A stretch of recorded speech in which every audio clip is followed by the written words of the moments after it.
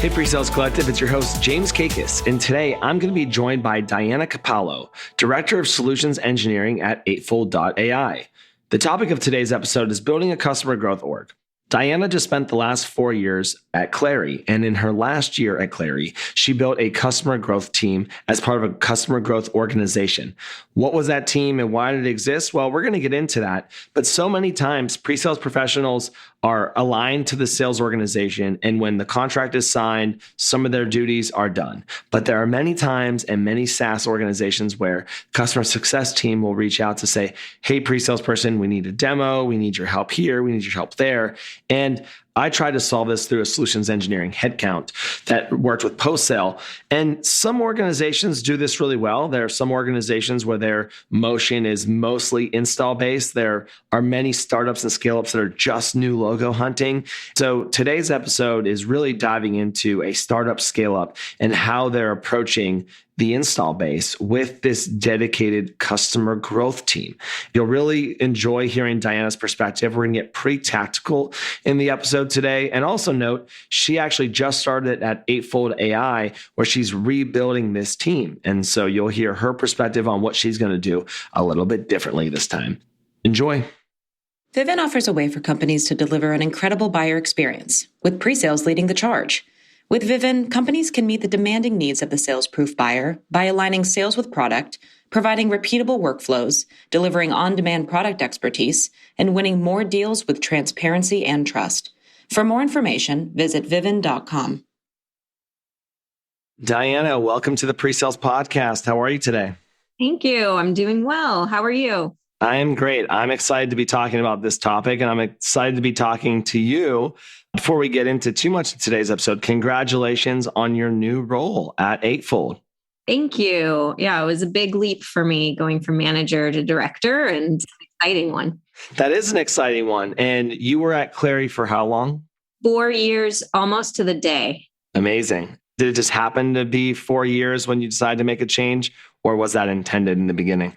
Well, I always told myself I was going to put a minimum of 4 years in at Clari, but then it was just happy circumstance that this presented itself at that point. Well, congratulations. Super excited for you for the new role and the promotion to director. You know, I have to ask, most of today's episode is going to be about a lot of what you've done at Clari and what you're going to do at Eightfold. What has been maybe the biggest transition for you in terms of making the switch to a new company, right as we're, still in a pandemic, getting out of it, and after you've had a ton of success in your previous role? So the biggest switch for me is having a open mind again, because here I am with almost a year of experience selling to the install base, and I get a chance to do over. So it's very tempting to do exactly what I did before. But I'm in a new industry. I'm with people that have never done this, and there's probably so much more that I don't know. So I'm trying to get back into that beginner's mindset. Love it. I think that's a great call out, and I appreciate you sharing that. So before we get into today's topic of building a customer growth org, let's talk about you and your career journey. What got you to where you are today? It was a lot of happy accidents, but looking back, I did have strategy when I was making the choices. It just didn't pan out the way I thought. I was a film major with no plan. I thought I would go work for Netflix or Pixar somewhere up here in the Bay. I didn't want to move. They didn't hire me. So I took whatever job I could get, and that was selling advertising. I thought that'll be my foot in the door and I can make ads for a living. Didn't pan out. So I followed the money and I landed in software sales, and somebody said, hey, you know what? You'd be really good SE. And somebody else said, if it doesn't work out, I'll hire you in my team just in case. So having that safety net, I took a leap of faith, and I am loving it. That's amazing. Good for you. It's always great to have those transferable skills. You've learned these things and you kind of figure out what your path is. And like most of us, we've all kind of stumbled into sales engineering. But what do you think it was about your film background that has made you a good pre-sales professional? I get that a lot. Oh, you don't use your degree. No, I do every day. I sell by telling stories. Every demo is a script. It's a video. It's a short story. I have characters. There's emotions. I solve problems, overcome challenges. So I find that really fun. And every day is different. Just like being on a film set, you never know what you're going to be dealing with. So I get to wear all these hats. I get to produce, I get to tell stories and work with a lot of people. Well, you've definitely been asked that question plenty of times because you nailed that answer. Well, let's get into today's topic. And before we get too far, I've already done a little bit of an intro on level setting, but this is, I think, one of the most important conversations happening in pre-sales right now. And I don't think it's happening enough. I think I've mentioned to you, I feel like I've missed the boat on this by not doing enough content around it. Because to give a little bit of preface, we're going to talk about install base and the sales engineer's role within the install base. And I know that many times we talk about the role of pre-sales, like where does it even live? Like, should it be working with customer accounts? But I think the expansion of SaaS has made us need to fill this role and fill this void. And a lot of times as this solutions engineering role continues to be more of a catch-all, I think we end up getting plugged and played in different scenarios. And just a quick tidbit on my end is that I saw this early in my time at Showpad, and I actually put one of my SEs on just install because I felt like at the time sales enablement was still so early that we would sell something and would implement it, but wasn't being maximized effectively. And my team was being pulled in anyway to help resell. And I was like, how do I do this scalably? Obviously, I did a very, very low touch version compared to what you've done. So enough of me, because I want to hear from the expert. You created a customer growth org at Clari. So what is that role? So all credit can't go to me. It was an idea. So at Clari, we all were assigned categories like commercial, enterprise, EMEA. And in SaaS, you want to continually win the customer's business. So yes, we would come in and help with renewals, but we had an excellent customer success team and they were responsible for adoption and proving that the customer is receiving value. So we weren't coming in and reselling too much, but we had 2 new product lines. One we made, one we just bought. We acquired a company, and the account managers was a new team. So our AEs used to resell and upsell to the install base, but we made account managers, and the person leading that team came in and said, I need SE support when I'm going and selling these new products. So the new logo SEs is what I ended up calling them, would come and treat it like a new logo. And the ask came from sales, can we have dedicated support? Because the new logos are getting a lot of your time and attention. And we're like the forgotten child over here, pulling on your pant leg, like, please, please give me your attention. So I went out on maternity leave and my boss came to me the day before and he said, you brought this up. Would you like to lead this team if we make it? Because, you're going to be out. So I kind of need to know now, should I hire somebody or do you want the job? So I said, I'll take the job. And that's one of those strategic decisions I talked about in my career. I thought about it and I said, I have no experience with just selling an install base, but not a lot of other people do too. So this is going to make me stand out in the market when I go out there. So you'll see on my LinkedIn, I renamed myself a pioneer. I feel like I'm pioneering this on purpose. I said, I want to be one of the first to go try this experiment and see how it pans out. That is fantastic. So thanks for being a pioneer there. And I love that you took the job right before you went out on leave. So I have to ask, were you able to focus and not think about what you were going to do when you were on leave? Oh, yeah. Yeah. It was my second child. So I learned uninstall Slack, uninstall email. But about a week or 2 before it was time to come back, I started logging back in, catching up, reaching out to everybody and seeing how it's going. Who's going to be my successor in the role that I'm leaving? How are we going to transition? Diana, that has me thinking in a lot of different ways. And so I think you lightly touched on this, but I want to hear a little bit more about the why. You actually said there was an ask from sales. And I think that's like any, solutions engineering leader's dream to be like, sales says, hey, we need more people, because that really helps in the justification of the headcount. So maybe a little bit more about why and maybe some problems that were actually happening that you felt this role could solve. So our VP of the install base, Connor, he's amazing. It's super high energy, like fabulous to work with. He had all these ideas, all these plans, and he came to me as one of the SE team leaders supporting him and said, I need focused attention. The term that was tossed around was focused capacity. And he pitched this to the CEO and said, what would happen if we treated the install base sales team as if it was its own company in a company? What would happen if we had a dedicated marketing team, a dedicated SE team, a dedicated BDR team, all working in the same motion as the new logo team? His vision was that the install base team would provide as much or more revenue to the company than the new logo acquisition. And in SaaS, that's really important because if you lose one customer, you don't just lose that $500K that was the deal. You lose the $2 million that was the 5-year relationship with that customer. It's compounding interest, right? To keep a customer. And it's so much easier to sell to an existing customer. So the ask was pretty small. Give me the same team members, just a smaller set of them, and I will get you just as much revenue.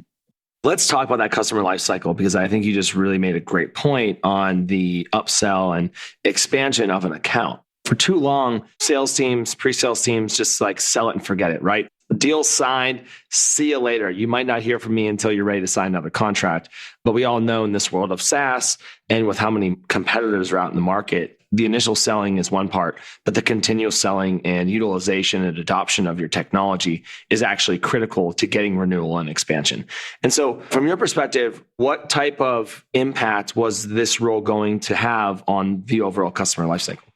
Well, at Clari, we were very specific because we had this established customer success team, which, by the way, the SEs grew out of in the very beginning. They didn't have SEs, they had customer success first. So we were clear customer success is responsible for adoption and renewal, and the SEs were responsible for growth. So that's why we named the team Customer Growth SEs. Now here at Eightfold, we call it install base SEs, and we do a lot more of what you're talking about, adoption and renewal. But the mission was that Clari, no customer would flat renew. Everyone would have some kind of growth on it. And so the SE was instrumental to getting that net new ARR, that incremental ARR. So not just the contracted uplift, but that they bought more seats, they bought a new use case, or they bought a new product. Was there an AE or a salesperson also involved in this, or did that kind of fall into the CS? Account managers. Yep. So they were the AE in this post-sales world or the customer world. So to your comment, what is your thought around those who say, hey, that's not the SE's job? They shouldn't be the one responsible for renewing and or expanding. That should be your AM's job. So if you think of a RACI model, are you familiar with those? I am. We got some on PreSales Collective team. Do you want to break down what a RACI is? So R means responsible. You're the doer. A is accountable. You're the decision maker. The buck stops with you. If it fails, it's your fault. If it wins, you get the glory. C is consulted. So you give input and you're asked for your opinion, but you don't get to decide necessarily. And I is informed. So we're going to tell you what's happening. So the way I see it is the AM is accountable for whether this customer stays with us, grows, or attrits or churns. The SE is responsible for the technical win, just like in pre-sales. We're responsible for the security review, the RFPs, the pilots, and any other kind of showing off of the product and proving the value and proving the AM's not a liar. That's the job, right? I prove the sales guy's not lying. The CSM, the customer success manager, was responsible for the renewal. Now, they weren't accountable. Again, that's the AM, but they were responsible for adoption of what the customer already bought. And they also had this middle ground of they might be the first one to identify an interest in a product. So they'll need to alert the AM. The AM goes, I have a deal. I need an SE on the deal. And then there was a BDR team there, which I think is very rare, but they were account-based marketing focused, and they were targeting our existing customer base and trying to find out who wanted to buy these new products. So they might also identify a lead and bring it to the AM. But we always got brought in by the AM. So it's that Batman and Robin co-seller. Thanks for breaking that down. I think actually having a nice defined RACI for the customer growth org is really important because it is new. And especially as you introduce BDRs and such, I want to take maybe a step back in terms of this customer growth org and the functions and the RACI. Talk to me about the creation process here. We obviously have talked about what it is and why it was born, but what ended up happening in terms of those strategic conversations of, all right, this is what the role is going to be. This is where the AM is going to fit. This is how we utilize BDR, and then kind of measuring that function as well. So that was one of the first things I did when I came back from leave.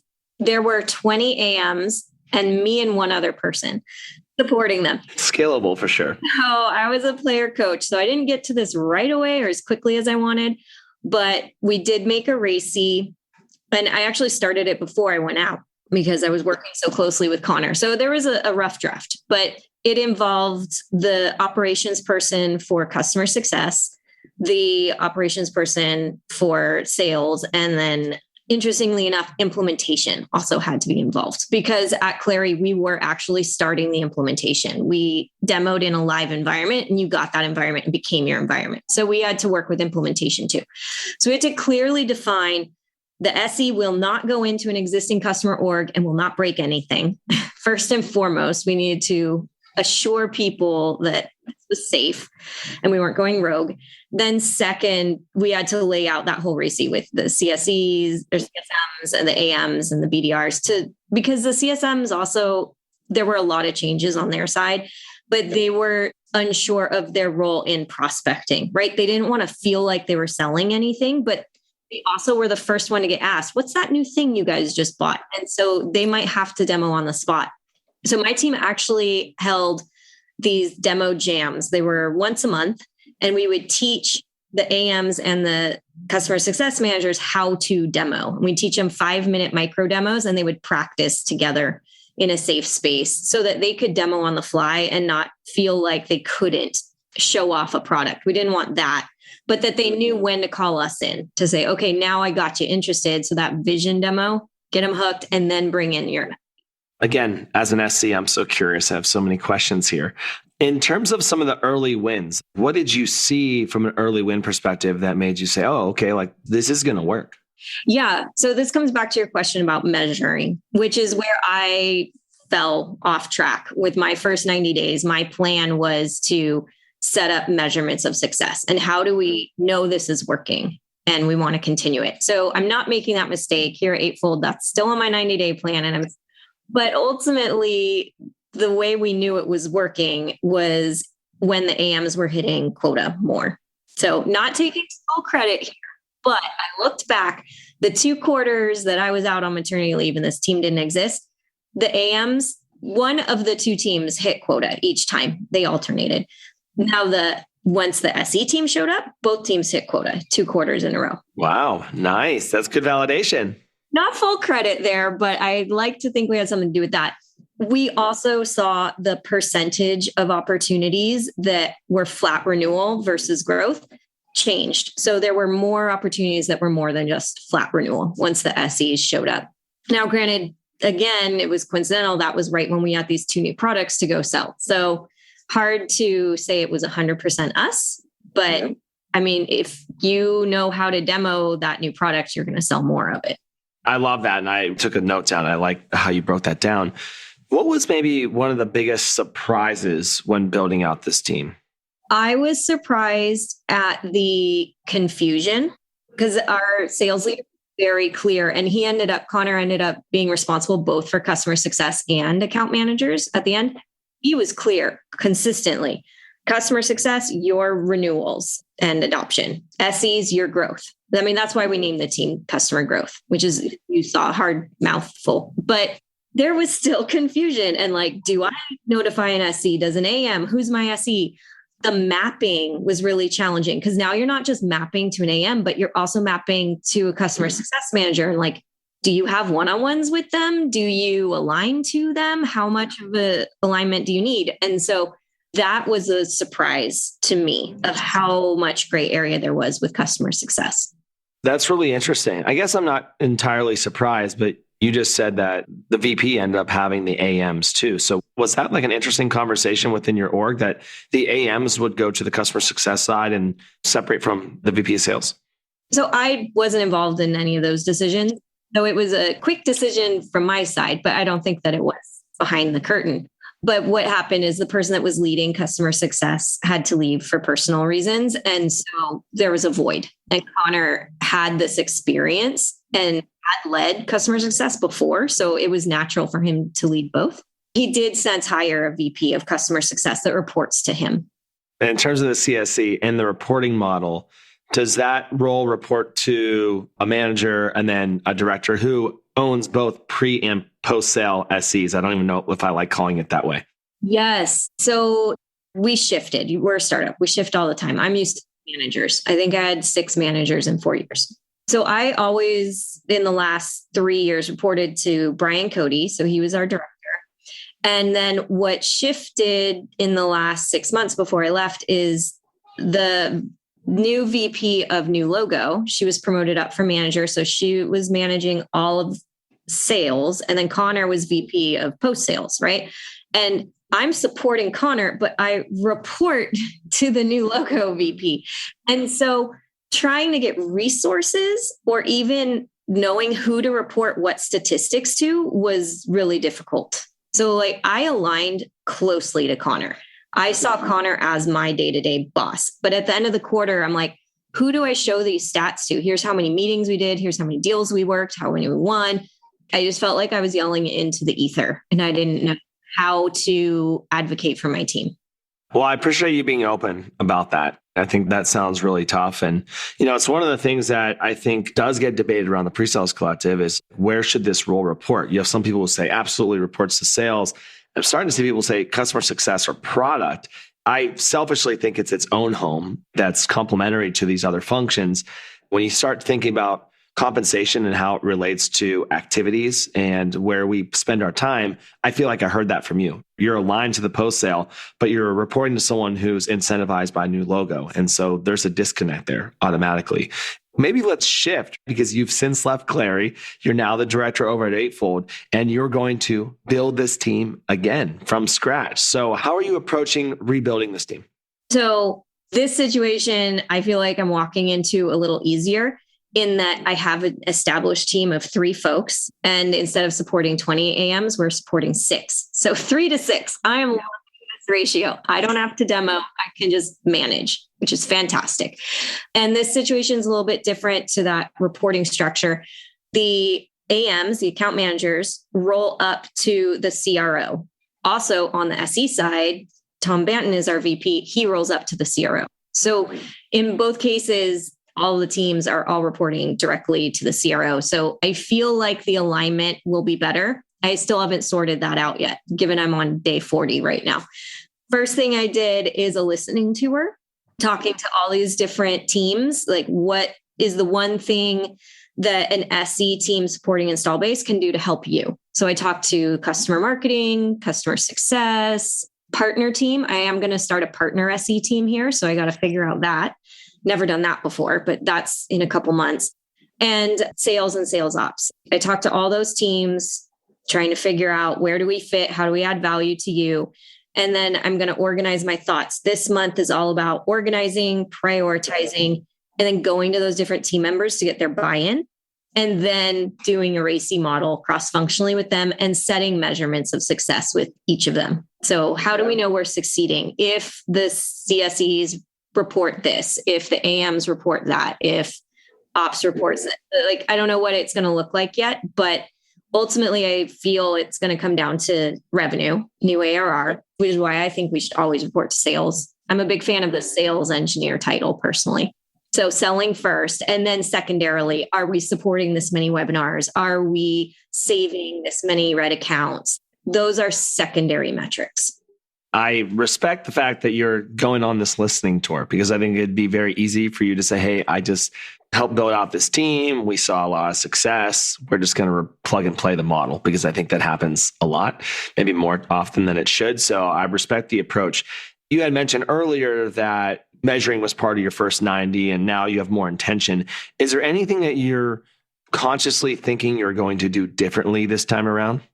Well, so I just stumbled on this yesterday. I wasn't aware of it, but there's a federal team here. We didn't have that before. And so federal is a very different beast. So maybe we are paused off federal. Like we don't touch federal. You all keep those accounts for life. That is fine. I did not realize that. So I came in a little heavy with the federal manager and he's like, no, let me explain it to you again. Oh, I see your point. Yes, you can keep that. So doing that intentionally, but I'm trying to come in with no preconceived notions, just suggestions like, hey, I saw this, we tried this and it worked or it didn't. And here's why, so that I can give some guidance, but I don't want to be just assuming that it'll work again. Do you have a mandate from Tom, your boss, in terms of when you'll establish success or your timeline and objectives and milestones on evaluating the impact and success of this program? Ironically, I'm the one creating that. I love Tom. The reason I joined Eightfold, a big part of it was because of Tom. I worked with him before, but not directly for him. And so I was excited about that. He is a very hands-off manager, and I appreciate that. Give you the space to do it your way. So I feel like I need more structure than he's even used to. And he told me that when he hired me. He's like, I'm hiring you because you're organized and you're structured. So I'm setting those goals for myself. So for me, the first 30 days is listening, second 30 is planning, and the last 30 is executing only on the top priorities.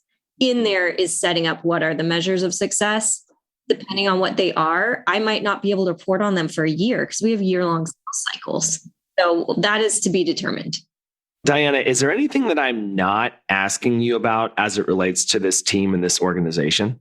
Yes. What is different here between a new logo and a customer SE? We all need to understand the customer, right? But here, we don't just understand generally our customers' day in the life or pain. We need to understand the account.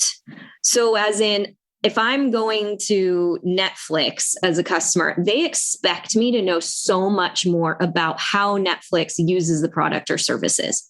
So I have to do a lot more specific research with these other team members and rely so much more on internal notes and recordings than, say, a new logo SE who can come in with broad assumptions about an industry. I have to say, here's what I know you're taking advantage of. Here's where I know your white space is. Here's a best practice you could benefit from that you're not doing today. So we're much more a trusted advisor at a personal level on the account rather than at an industry level. Wow. You just dropped the mic on that. I just put like a bunch of stars in my notes around that comment because that makes a ton of sense. You're right. You can't just walk in with the industry point of view. You have to know what they're doing. And if you don't, you lose credibility instantly. Which is why personally, I feel mapping to an AM, mapping to an account even, regardless of AM or CSE, just the SE should be mapped to an account and not move so that they keep that knowledge. Because if we're switching accounts all the time, we're wasting a lot of time on research. Very interesting comment. And I appreciate you bringing that up. Diana, we're getting to the end of the podcast, so I have to end with an advice question. One, this conversation has been extremely enlightening, and I'm really happy that we're having it. And I really appreciate what you're doing in terms of blazing a trail. We'll hopefully get this in tune more and more with the PreSales Collective. But there's other leaders out there that are in the same situation that I was in my previous roles, that you were at in your previous and now current role, where they're looking to get SC involved in customer accounts, but really don't know how to create a model to support that type of motion. So where should a leader start if they feel like they need to go into the customer install base, but don't necessarily have any traction from a go-to-market motion or strategy perspective? I would start in your org. Start with the listening tour. Ask the customer success people, the sales team, because the answer is probably in front of you and it's probably unique for every company. I can't say with certainty, at least not until I make this successful, that this model even works. Like maybe it's just my model and that's useless for anyone else, right? So I kind of want to prove to myself that this is rinse and repeat. So start internally, look inside, see if the answer is there, and then also reach out to your peers to ask what they've tried. But ultimately, I think my advice is to experiment. Don't get locked in or tied to any one thing. If it's not working, pivot. Great advice. Diana, this has been a pleasure having you on the podcast. I wish we can spend more time talking about this subject, but I really enjoyed your time today. Wishing you the best of luck in the new role at Eightfold. And I'm looking forward to following up on this topic 6-12 months from now. Thanks, James.